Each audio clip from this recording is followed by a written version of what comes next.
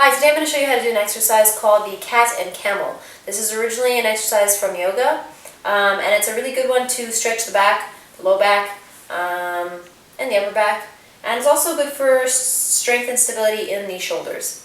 So for this exercise, all you're going to need is a mat, and you're going to be on the floor. And to get started, you're going to go down on all fours. So you want to have your hands underneath your shoulders and at shoulder width apart. So they're going to be directly under each of your shoulders. So fairly close together, and you want to have your knees spaced, but directly under your hips. So you want to make sure that you're not leaning forward. Okay, you're in a perfect square with the palms underneath the underneath the shoulders, and the knees underneath the hips. And this is the position that we're going to start from. So you want to make sure that your head is going to be facing forward.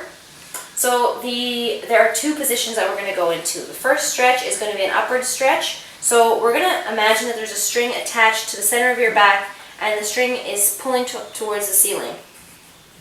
So in this motion, what we're going to do is push with the stomach and squeeze the stomach as though it's going all the way through your back. And your head is going to drop, and you want to have the sensation that your hips are rounding downwards as though you're tucking your tail between your knees. I'm going to round up as far as you can. And we're going to push and hold it for a count of a few seconds. And then we're slowly going to release and drop down. We're going to do just the opposite now.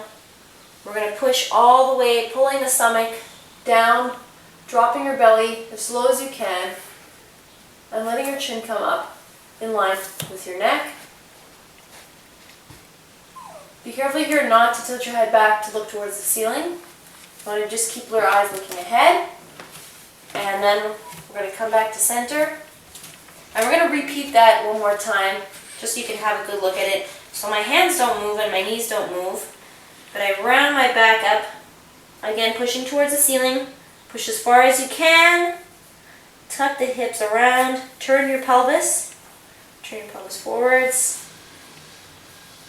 And we're going to push, push, push with the stomach. And then we're going to do the opposite. Let the stomach drop down into the center, and we're going to push it, and you can hold each of these for 10 to 30 seconds as you see fit, pushing all the way down. And we're going to come back to center. A really great stretch for the back. That's everything you'll need to know on how to do the cat and camel.